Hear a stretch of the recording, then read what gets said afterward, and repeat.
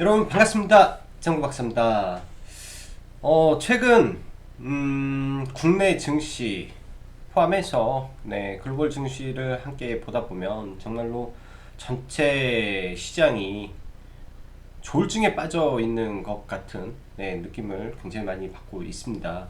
그만큼 시장이 전체적으로 쉽지 않은 모습이 연속되고 있고, 또 하루 상승 또 하루 하락, 그 상승과 하락의 이 변동성의 폭 자체가 또 적은 폭의 하락이 아니라 또 굉장히 또 큰 하락폭을 보이면서 시장이 굉장히 좀 출렁거림이 잦은 나날들이 연속이 되고 있네요.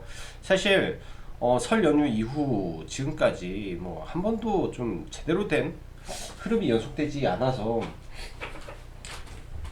어찌 보면 시장이 굉장히 답답함을 많이 느끼고 어려움을 저 또한 많이 느끼고 있습니다. 물론 시장의 중심주를 통해서 단기 매매에 적극적으로 참여를 한다면 충분히 매매를 하겠지만, 저 또한 우리 라이브 방송 가족분들에게 하는 말이, 지금 시장에서 섣불리 매매를 하다가 보면은 자칫 잘못하면 이 엇박자를 탔을 때 한 번 맞아야 될 매를 여러 번 맞게 되는 우를 범할 수 있을 거고, 예를 들어서 주가가 상승하면서 샀는데 또 하락한다라고 손절을 하고, 다시 주가가 올라가니까 또 사고, 또 하락한다니까 손절을 하면, 그게 반복이 되면 오히려 뭐라고 해야 될까, 계좌가 더 박살나고, 그리고 주식을 보기도 싫어지는 그런 굉장히 또 심리적으로 불안하고 어려운 국면에 빠질 수도 있습니다. 이럴 때일수록 좀 더 냉철하게 시장을 바라봐야 되고, 좀 더 보수적인 관점에서 내 자산을 지키는 매매에 최선을 다해야 되지 않을까라는 생각을 해요. 어차피 스윙을 바라본다면 최대한 싸게 사야 되고, 최대한 분할 매수로 진행을 해야 될 거고, 결국 시장의 바닥은 소리소문 없이 찾아올 건데, 이러한 바닥 국면이 언제가 될지 사실 시장을 예측한다라는 게 쉽지만은 않은 것 같습니다. 그렇지만 어느 정도 짐작은 해볼 수 있는 구간은 많이 있는데요. 과거 금융위기나 경제위기 등등을 거치면서 시장이 상승할 때도 항상 중간에 한두 달 혹은 길게는 뭐 3에서 4개월 가량의 조정기는 항상 겪고 올라갔습니다. 시장을 하락시키는 요인 중에서 금리 인상으로 시장이 폭락했다? 저는 들어본 적이 없습니다. 금리 인상으로 인한 시장의 하락은 일시적인 하락이고요. 시장의 폭락은 시장이 상상하지 못했던, 혹은 그동안 겪어보지 못했던 새로운 블랙스완 같은 악재가 터지면서 시장이 엄청나게 폭락을 하는 거기 때문에, 지금의 흐름은 사실 조정 국면이라고 봐야 되는데, 그 기간이 길고 급락이 없으면서 서서히 빼가는 계단식 하락이기 때문에 우리가 굉장히 피곤함과 어려움을 느끼고 있다라고 생각을 하네요. 또 시장의 색깔이 과거보다는 많이 변했죠. 그 이면에서는 이런 게 있을 거라고 봐요. 그간 시장에서는 성장주 중심의 상승이 강하게 나왔다면, 이 성장주가 굉장히 높은 구간에 있으면서 시장은 약간의 이 생각이 바뀐 거죠. 아, 너무 많이 오른 거 아니야? 너무 비싼 거 아니야? 라고 생각을 하면서 매수가 들어가지 않고, 또 바닥 구간에서 많이 잡은 기관과 외국인들의 차익 매물 물량이 지속적으로 나오면서, 특히 연기금의 물량이 많이 나오면서 굉장히 이런 종목군들이 힘든 국면을 맞고 있는 거죠. 이와 동시에 예전 같으면은 시장에서 성장주만 우리가 바라봤다면, 요즘은 시장에서 이 소비, 유통, 뭐 백화점이라든지 뭐 화장품이라든지 뭐 호텔, 카지노, 여행, 관광 등등 바닥권에서 짓눌렸던 가치주 단, 그리고 이런 코로나 피해 종목군들, 그 다음에 시크니컬 섹터라고 하죠. 흔히 철강 등 경기민감주가 투트랙으로 올라오기 때문에 예전처럼 한쪽에 쏠렸던 자금이 분산이 되는 효과가 생겼다라고 보여집니다. 어찌 보면 뭐 성장주에 있던 차익 가지고 보유했던 사람들이 팔고, 이런 종목으로 옮겨가면서 한쪽 섹터에서 힘을 많이 잃었던 부분도 분명히 있을 거라고 보고요. 결국 나중에는 이 두 섹터가 서로 밀면서 당겨주고 하면서 저는 다 같이 올라갈 수 있을 거라고 봅니다. 지금 국면이 굉장히 성장주한테는 어려운 국면이고 또 바닥권에 있는 이 섹터에는 굉장히 기회 구간이 맞다라고 보여지기 때문에 성장주는 어느 정도 조정을 보이게 되면 분할 매수 관점으로 보고 바닥권 종목은 아직도 제가 봤을 때는 매수 관점으로 보여집니다. 아직도 좀 덜 올라간 종목 안에서 충분히 매수 관점에서 볼 수 있을 것 같고요. 저가에서 사신 분들이라면 일정 물량은 지속적으로 이 시세 끝까지 들고 가야 된다라고 보여지네요. 시세가 어디까지 끝날지 사실 알 수도 없는 거고, 이 시세의 마지막 국면이 있죠. 예를 들어서 바닥에서 이 바닥 6개월, 그 다음에 상승은 3개월에 이렇게 끝날 건데, 이 마지막 구간은 사실 누가 만드냐? 저 같은 단타꾼이죠. 저는 계좌를 한 3개로 4개로 나눠 놓는데 바닥 구간에서 잡아놓은 거는 그냥 들고 가요. 들고 가는데 결국 이런 구간에서는 단타로 아마 접근을 하겠죠. 왜냐? 시장에서 자금이 몰리는 순간은 마지막 슈팅 구간에서 자금이 몰리기 때문에 이 안에서 단기 트레이딩을 하는 투자자들이 마지막에 주가를 폭발적으로 끌어올려집니다. 이때 오랫동안 들고 왔던 이 중기 이상의 수익 투자자라면 이런 구간에서 이제 차익의 이 열매를 수확하시면 되는 거고, 마지막 이 구간에서는 아마 단타 전문가들이 뛰어들어서 주가를 띄워주지 않겠느냐라고 생각이 듭니다. 그러한 환경이 뭐 조만간 진행이 되면서 또 시장의 방향이 한 번 정도 바뀌지 않겠냐 생각이 들어요. 성장주라 하면 여전히 시장에 이 파이가 커져가고 시장의 산업이 발전해가는 속도와 함께 사이클을 타고 가기 때문에 그 안에 있는 종목군들 지속적인 실적 우상향이 아마 주가를 뒷받침해 줄 수 있을 거라고 저는 확신합니다. 어려운 시장임에는 분명하고요. 그럴수록 마음을 다잡고 조금 늦더라도 호흡을 길게 하면서 시장을 바라봐야지, 떨어지는 종목군들 그리고 장고가 내려가는 모습을 확인하면서 굉장히 괴로워만 하면 정말로 주식이 쳐다도 보기 싫은 게 돼버리기 때문에 최대한 그러지 않으셨으면 좋겠네요. 자, 처음부터 말이 좀 길었습니다. 자, 그럼 시황 들어가도록 하죠. 전일 또 나스닥에서 잘 가다가 또 국채 수익률이 한 3%대 정도 상승을 하니까 느닷없이 또 나스닥 이 기술주들이 대폭락을 또 했습니다. 특히 이제 전일 하락이 많았던 이 팡 기업들은 국채 수익률 이슈뿐만 아니라 이 미국 정부에서 애플이나 구글 반독점 기업법을 뭐 한다라는 이슈가 나오면서, 제재를 한다라는 이슈가 나오면서 또 나스닥이 기술주가 또 몰매를 좀 맞으면서 하락의 폭을 키웠는데, 오늘 시작 개시하고 또 영국에서도 그런 말이 나왔죠. 이 재정적자 때문에 기업들의 세금을 올려야 되겠다라는 그런 이슈도 또 나왔고, 또 중국은 사실 별다른 이슈가 없었는데 아마 뭐 여타 해외 증시의 하락과 또 중국 내 이 기관 투자자들의 리밸런싱이 오늘 좀 있었다라고 합니다. 그래서 그런 부분에서 그동안 많이 올랐던 종목군들 팔고 또 소비 섹터로 가는 그런 포트폴리오 조정이 있으면서 지수가 좀 흔들렸던 부분도 분명히 있었을 거라고 생각합니다.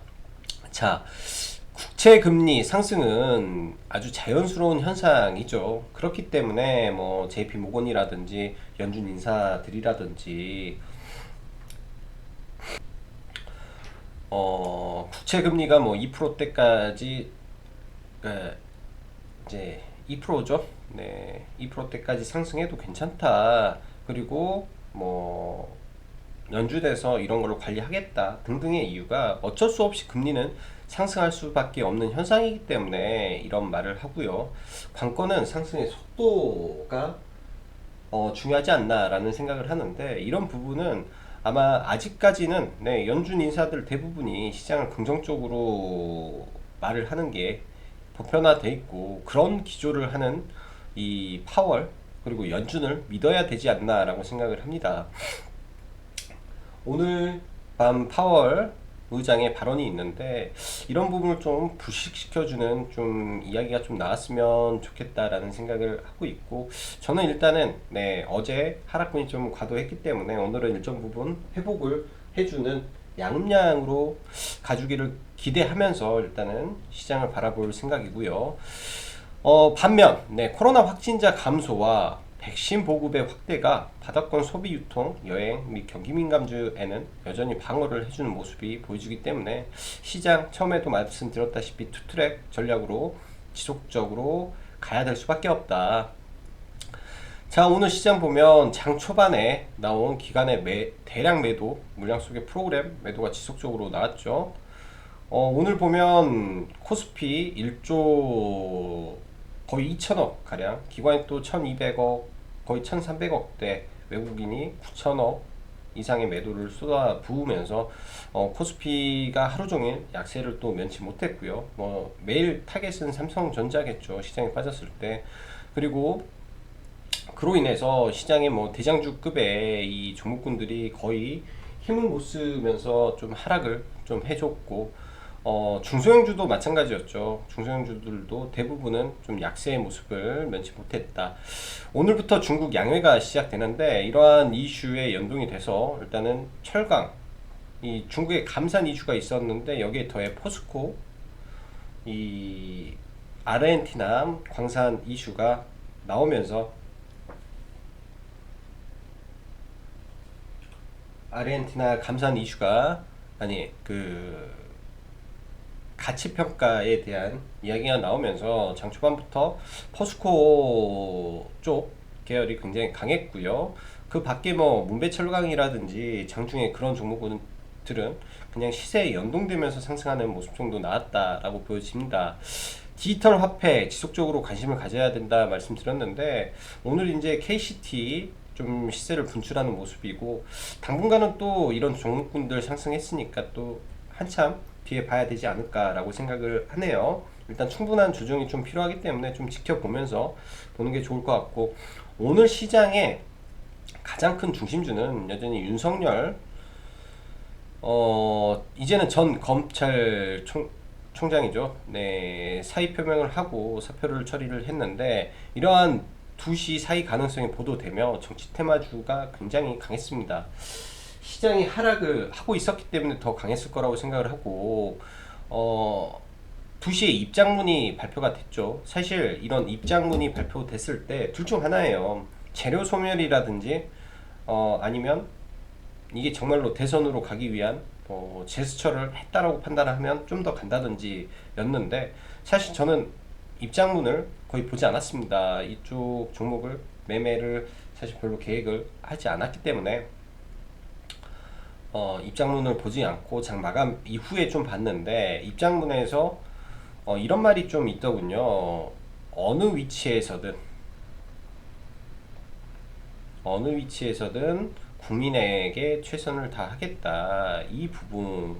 그리고 오늘 사의를 표현한 게, 이제 국회에서 나중에 이 공무원법이 통과되는 게 있죠. 1년, 네, 1년이라는 기간 내에 공직기관을 하다가 다시 이런 대선이라든지 국회의원 출마가 불가능한 법이 만약에 통과가 돼버리면, 지금 사표를 내지 않으면 또 이게 불가능하기 때문에 이런 게 아니냐라는 부분이 시장에서는 대선 출마 의지지 않냐라고 해석을 했을 수도 있겠다라고 생각을 합니다. 그런 부분에서 이제 장후반에 강하게 상한가를 좀 들어갔고요. 워낙 이제 떼거지 상한가를 가다 보니까 오후에 조금 시간 내에서 좀 변동성을 키웠던 부분도 있었던 것 같아요. 그 외 또 이재명 지사와 윤석열 간에 이 지지율이 또 오늘 막 나왔죠. 이재명 지사가 27%, 윤석열은 9%뭐 그러면서 이재명 관련주도 장중에 굉장히 강세를 보였고 안철수 관련주도 또 동반 강세를 보였네요. 저희는 이제 알렙에 대해서 제가 매수 의견을 좀 드렸는데 좀 매수가에 닿지 않아서 뭐 매수를 안 하고 좀 넘어갔고 또 알렙 관련해서는 이제 메타버스 그 로블록스가 3월 10일 나스닥 직상장이 예정이 되어 있는데 국내에서 로블록스 지분을 가지고 있는 유일한 회사로 저는 알고 있습니다. 그 관련해서 알렙이 조금 시장에서 강하게 움직이는 모습이고 이 로블록스 상장 관련해서 알렙이 추가적인 상승이 가능할 거라고 봐요. 지속적으로 관심을 가져야 되고 메타버스 관련주는 오늘 같은 경우는 시장에서 완전히 시장 중심이 윤석열 쪽으로 가다 보니까 메타버스가 조금 지지부진하지 않았나라고 싶습니다. 내일은 아마 장중 조정을 받더라도 메타버스 쪽에 관심을 좀 갖고 보는 게 좀 유리한 부분이지 않나라고 생각을 하고요. 주말이 끝나면 이제 다음 주 며칠인가요? 다음 주 수요일 밤이네요. 다음 주 수요일 밤이기 때문에 8, 9 정도, 네, 월화 정도 해서 메타버스 테마가 다시 한번 꿈틀댈 가능성이 저는 매우 높다라고 판단이 됩니다. 그렇기 때문에 메타버스 테마주는 지속해서 체크를 하고 봐야 된다라고 보여지고요. 전일 유통 섹터가 강했다면 오늘은 카지노주 그리고 뭐 강원랜드, 파라다이스, GKL 등이 좀 강했고 오늘 제가 좀 관심을 갖는 게 강원랜드 쪽을 여러분들한테 다시 한번 소개를 시켜드리고자 합니다. 저희도 이제 눌리면 편입 종목으로 넣었기 때문에 잘 보시면 좋을 것 같고 그 밖에 금호석유를 어제 제가 매매를 했다라고 했죠. 오늘도 사실 그 타이밍을 좀 놓쳤는데 금호석유 경영권 분쟁 이슈가 지속되면서 노이즈는 여전하다라고 보여지네요. 자, 그럼 시장 보면서 관심 종목 보고 마감하도록 하겠습니다. 자, 오늘 먼저 이 시장 종합을 하나 놓고 보면 전체적으로 장 막판에 시장이 다행히 일부 반등을 주면서 하락폭은 다소 좀 줄여졌습니다. 특히 코스닥 같은 경우는 0.49%이 하락을 안 했기 때문에 사실 하락폭이 그렇게 안 커 보이는데 이 안에서는 셀트리온과 셀트리온 제약 그리고 HLB 이쪽 섹터가 반등하면서 좀 끌어올린 부분이 없지 않아 있어요. 그런 부분에서 오늘 셀트리온이 잠정 실적 발표를 하면서 그런 이슈가 미리 아마 시장에 알려지면서 좀 올라가지 않았나 라는 생각이 들고 그 외로는 대부분의 코스닥 종목은 어려운 모습이었죠. 네, 어려운 모습이었고 이 전체적인 글로벌 종목분들 심천, 홍콩의 항생, 일본 니케이라든지 굉장히 2%대의 강력한 하락을 좀 보여줬고요. 오늘 같은 경우는 국내 증시 만약에 삼성전자, 하이닉스가 무너졌다면 굉장히 또 크게 깨졌을 수도 있었지 않나라는 생각을 합니다. 시장 일각에서는 그런 말을 많이 하더라고요. 삼성전자 떨어졌으면 좋겠다, 뭐 내렸으면 좋겠다, 밑에 사면 좋겠다. 저도 좀 싸게 사면 좋겠다라는 생각을 가지고 있는 사람이지만 만약에 삼성전자가 깨지면 우리나라 시장 박살납니다. 삼성전자가 제 생각은 제발 이 자리를 지켜주고 이 자리에서 그냥 올라가 주는 게 여러분들도 그렇고 저도 그렇고 시장 모든 종목에 아주 행복한 일이라고 저는 생각을 해요. 그래서 삼성전자가 떨어지기를 바란다. 삼성전자가 좀 조정을 받아야 된다. 저는 그렇게 되면 정말로 시장 끔찍해진다라고 보는 사람이기 때문에 삼성전자가 버텨야 지수가 버티고 시장이 살 수 있다라고 저는 생각을 합니다. 물론 삼성전자만 돈이 또 집중돼 버리면 또 중소형주가 재미없고 시장이 좀 재미가 없는 모습도 이어지겠지만 삼성전자가 일단은 버텨줘야 되겠죠. 자, 삼성전자 오늘 일단은 시가를 회복하지 못하고 장 마감을 했는데 시가 부근에서의 흐름이고 이런 박스권 하단에서 지속적인 박스 운전을 할 거라고 보여지고요.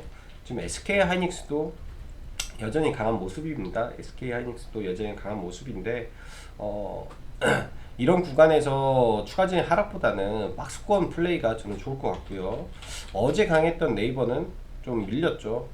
오늘 개인적으로는 뭐 이런 잔매매 종목들 종가에 그냥 다 팔아버리고 좀 마무리를 했었는데, 네. 네이버도 사다가 그냥 짧게 사다가 매도를 했네요. 얼마 크게 사지는 않았는데 1900주. 네이버는 오늘 손절을 아주 짧게 수수료 정도 하고 나왔던 종목인데, 일단은 주도주 안에서 흐름을 좀 보려고 생각을 했던 거고요. 최근에 강했던 HMM 여전히 강세 이어가고 있죠. 이 종목이 안 꺾여야 됩니다. 시장의 주도주가 몇 개라도 살아 있어야 그런 종목분들이 가고 있다라고 보는 거고요. 오늘 포스코가 시가 개입을 굉장히 크게 떴는데, 아무래도 포스코는 저희도 회원님들한테 이 부분을 말씀드렸어요. 포스코의 이 이슈는 지난 12월 달에 나왔던 재료가 똑같이 나왔을 뿐이다. 시가 매도가 맞다라고 했는데, 사실 포스코 ICT 일부 저희가 물려있던 종목이었거든요. 근데 얘가 또 이렇게 장중에 이렇게 올리는 걸 보고 이건 아니다 싶은 생각이 많이 들었습니다. 오늘 포스코 엠텍은 또 상한가에 갔죠. 아마 시가총액이 좀 3천억대 낮은 위치에서 올라서 또 그랬던 것 같고요. 그 외 종목분들은 사실 오늘 포스코 케미칼이라든지 이거를 매매를 했다면 잘못된 매매였다라고 저는 보여집니다. 절대 이쪽 섹터 눌림하면 안 된다라고 말씀드렸던 이유가, 재료가 재탕됐는데 이게 시장에서 이렇게 한다, 도저히 말이 안 됐죠. 말이 안 된 일이 좀 나왔고요. 오늘 쿠팡 관련해서 동방 그나마 시장에서 여전히 좋은 모습을 보여주는데, 이 구간에서는 이제 뭐 설거지 파동이 진행이 되고 있지 않나라고 생각이 되고, 전에 전일 상한가에 갔던 미래 생명자원이 이제 전일 상한가 갔던 종목이 또 이제 또 강하게 한 차례 더 올랐습니다. 저는 개인적으로 오늘 뭐 상한가에 들어갔던 종목군들 위주로 조금 종목을 매매를 하려고 계획을 좀 세웠었고요. 이제 제주은행도 같이 봤었는데 제주은행은 매매를 좀 못했고, 미래생명자원 이 종목만 조금 오전에 잠시 돌파로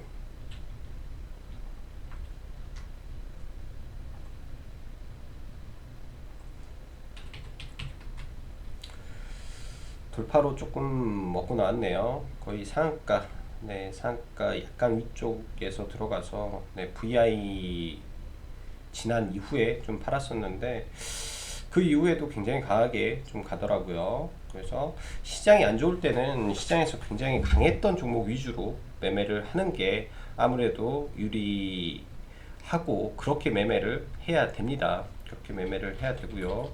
오늘 이제 중국 양회 관련해서 전전일 강했던 KCT가 장중한 때 좀 상한가에, 장중한 때 거의 20% 가까운 상승이 좀 나왔고, 시초가부터 좀 강하게 올라갔죠.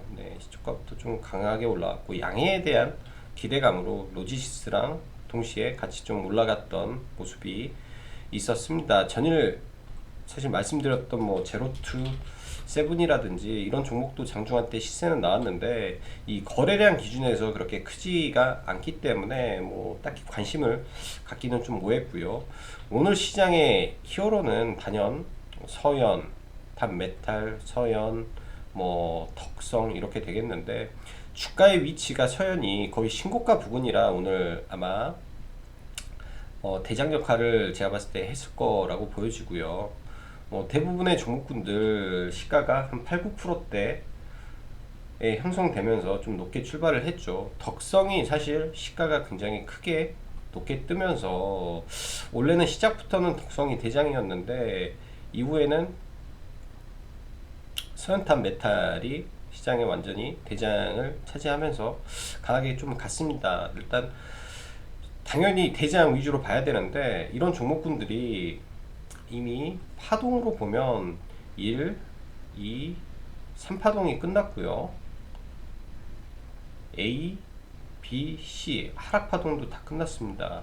만약에 이게 새로운 파동이 된다라고 하면 또 한 차례 나오겠지만 약간 좀 높은 구간에서 앞으로 어떻게 갈지에 대한 이런 부분이 명확하지 않은 상태이기 때문에 아직은 네, 조금 조심은 해야 되지 않나 라는 생각을 합니다. 상승은 강하게 나왔으나 이 구간에 나온 이 거래대금 측면에서 다소 조금 부족한 면도 있기 때문에 이 윗꼬리를 100% 장악할 수 있을까 구간이 아직은 확인이 안 됐다라고 볼 수 있죠. 굉장히 높은 구간이면은 틀림없어요. 과거 대선주는 보통 10배 간다라고 했죠. 그럼 10배가 다 왔네요. 10배가 다 왔기 때문에 내일장은 가급적이면 조심하는 게 좋겠다라고 보여집니다. 다시 메타버스 쪽으로 넘어가서 선익 시스템이 메타버스 대장이었죠. 오늘 상가를 갖고 내일장부터 좀 밀려줄 텐데 한 이런 자리 정도 좀 더 내려오는 거를 지켜볼 생각이고요. 내일장이 내려올지 모레 내려올지 일단은 대장 위주로 봐야 되고, 그 다음에 M게임 오늘 밀렸고 내일도 좀 한 차례 더 조정을 받지 않겠느냐라고 생각이 됩니다. 이런 신고가를 만들었던 이 구간들이 있죠. 가장 매물이 많았던 구간들이 아마 눌림목 구간이 될 가능성이 높은데, 가격대로 보면 8,500원에서 8,150원 이 라인이기 때문에 뭐 이 정도 떨어지면 종가 무렵에나 한번 봐볼 생각입니다. 대신 이런 종목이 하락을 할 때 너무나 거래량이 이렇게 많이 터지거나 아니면 하락 중에 이미 미리 장중에 이런 반등이 크게 나와버리면 오히려 재미가 없을 수도 있어요. 그렇기 때문에 그런 거 체크를 하면서 봐야 될 것 같고, 오늘 저는 이제 매매는 조금 보수적으로 많이 했기 때문에 회원님한테 안내 드렸던 게 오리엔트 전공이었는데, 저는 2타점에 들어가서 이렇게 매도를 하고 그 이후에는 매도를 안 했습니다. 사실 윤석열 보면서 지지율이 29대 27대 9가 나왔기 때문에 얘네도 같이 갈 수 있겠다 해서 오리엔트 전공 정도를 생각을 했었고, 알랩을 봤던 이유는 러블락스에 이 12억의 지분을 투자한 게 있기 때문에 알랩을 좀 관심을 갖고 봤고요. 내일장도 알랩은 조금 체크를 해서 봐야 될 것 같습니다. 시가총액이 9조 7천억이라 다소 무거운 종목이긴 한데 일단 직전 고점을 트라이하는 구간이 저는 나올 수 있다라고 생각을 하기 때문에 좀 눌렸을 때 공략을 해보면 좋을 것 같네요. 자, 어제 적어놓고 리뷰를 못했던 박셀바이오인데요. 박셀바이오 리뷰를 했었던가? 박셀바이오는 어제 좀 많이 하락을 해서 이런 구간에서 매수를 했었죠. 네, 매수는 여기서 했는데 사실 여기서 매수를 했겠네요.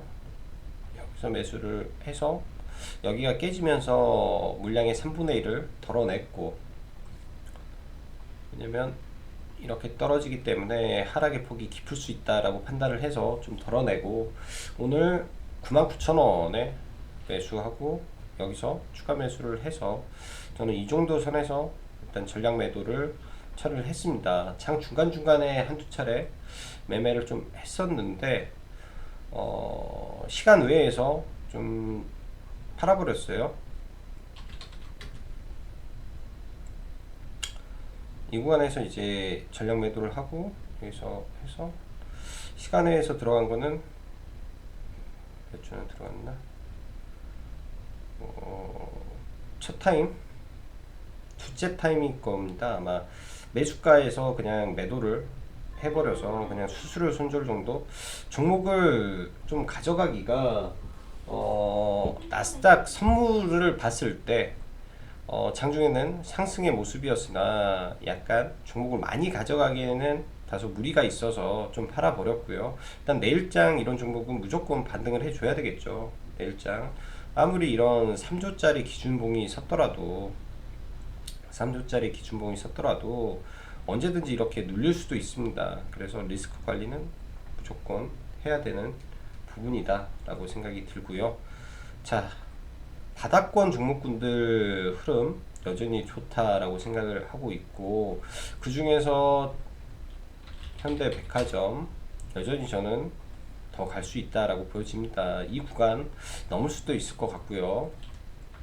신세계도 여전히 홀딩 관점에서 지속 대응해야 되고, 한국콜마도 마찬가지죠. 계속 가야 되고, 코스맥스 또한 굉장히 흐름 좋습니다. 오늘 CJENM 바닥권에서 반등 잘 나왔고요. 뭐 추가적으로 저는 갈 수 있을 거라고 예상을 하고 있고, 수급도 좋아지고, 최근에 파라다이스가 흐름이 굉장히 좋았는데 오늘은 강원랜드가 좋은 모습을 좀 보여준 것 같아요. 강원랜드가 좀 좋은 모습을 보여주고, 워낙 좀 이 종목도 무거운 종목이기 때문에 쉽게 움직이지는 않을 겁니다. 분명 수급이 강하게 들어왔더라도 일단은 오늘 의미 있는 수급은 맞죠. 이 최근에 이 박스권 내에서 가장 강력한 수급이 들어온 날이기 때문에 수급적으로는 좋은 날이다 라고 생각이 됩니다. 그렇다고 얘가 뭐 바로 날아가냐, 저는 날아가는 게 아니라 이런 자리 한번 찍고 갈 수 있다 라고 봐요. 찍고 갈 수 있다 라고 보고, 뭐 이런 추세선을 하나 그어 놓고 밀리면 매수로 대응하면 됩니다. 저는 밀리면 매수로 대응하면 될 것 같아요. 실적적인 측면을 이런 종목군들을 보고 갈 수가 없기 때문에 그렇고, 지금 이미 이 강원랜드는 개장을 했죠. 2월 15일 날. 근데 이제 이 평균, 작년 평균의 10%만 입장이 가능하게 되어 있기 때문에 이게 이제 어느 순간 되면은 풀릴 거고, 사실 외국에서 손님이 들어와야 운영을 하게 될 뭐 파라다이스라든지 GKL이라든지 이쪽 카지노는 아직은 여러 가지 부분에서 외국인들의 왕래가 자유롭지는 않겠다라는 생각이 좀 듭니다. 그런 부분에서 얼마나 정상적인 부분이 될까, 오히려 국내가 좀 더 빠르지 않을까 라는 생각을 해보면 강원랜드가 조금 더 좋겠죠. 이런 종목군들이 신고가 가기는 어려워요. 가치주라 아무리 올라도 뭐 이런 정도의 흐름이지, 가치주 성격의 천천히 가는 종목이라 그런 종목의 흐름을 보면서 가야 되지 않겠냐라고 생각합니다. 메타버스 대장주 종목 외에 뭐 알체라라든지 여전히 좋은 흐름을 가지고 있고요. 오늘은 당연히 보는 날은 아니라고 저는 개인적으로 보고 있고, 좀 눌리면 봐야 되지 않나라고 보여집니다. 오늘도 시장 대비에는 괜찮은 모습을 보였는데 좀 눌렸을 때 이런 5일선이라든지 이평선을 타는 자리에서 알체라, 그 다음에 덱스터는 괜찮았고요. 덱스터는 흐름이 나쁘지 않았고, 그 다음에 또 뭐가 있을까? 알렉, 뭐 이 정도 선이겠네요.